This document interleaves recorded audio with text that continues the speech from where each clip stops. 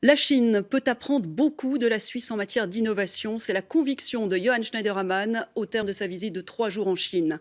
Le président de la Confédération est satisfait de ses entretiens avec les autorités et de la signature avec le président Xi Jinping d'un partenariat entre les deux pays dans le domaine de l'innovation.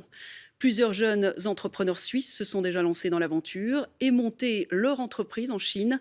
Reportage à Shanghai de nos envoyés spéciaux Karim Amin et Pierre-Olivier Vollet. C'est le grand format de ce journal.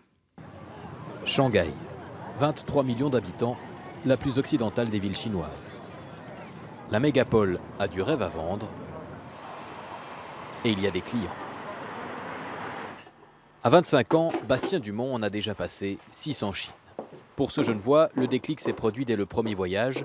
Cours de langue, études, travail, tout s'est enchaîné très vite. Je pense que les opportunités sont différentes en Chine. Je pense que l'accès au marché chinois, l'accès aussi à toute la main-d'œuvre et toute la production chinoise, et le niveau international d'une ville comme Shanghai avec des entreprises de partout dans le monde, des très grandes entreprises qui sont ici, un réseau d'étrangers qui est absolument gigantesque, des événements de networking et de rencontres tous les jours.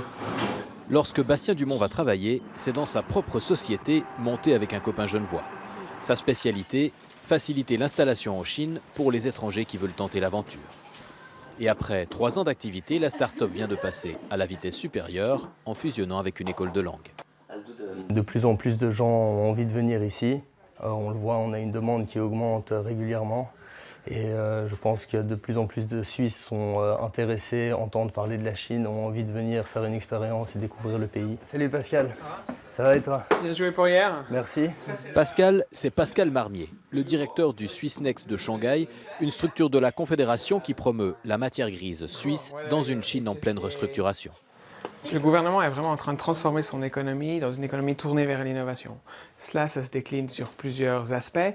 Évidemment, beaucoup d'investissements. Qui dit investissement dit intérêt évidemment collaboratif pour les technologies suisses, des marchés de commercialisation dans des technologies qui pourraient avoir affaire ici, et également une orientation vers le service.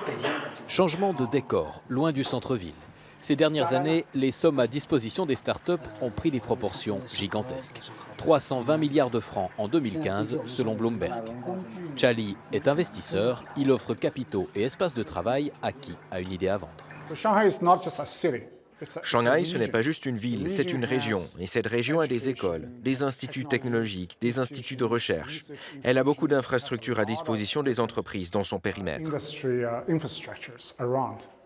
Les endroits comme celui-ci poussent comme des champignons. Et ce n'est pas tout. Florian Bruchet peut en témoigner. Cet ancien de l'EPFL et son associé font de la réalité virtuelle. Leur entreprise florissante a su tirer parti de conditions toujours plus favorables. Maintenant, en quelques mois, en tant qu'étranger, on peut créer une compagnie en Chine avec des démarches administratives beaucoup plus simplifiées.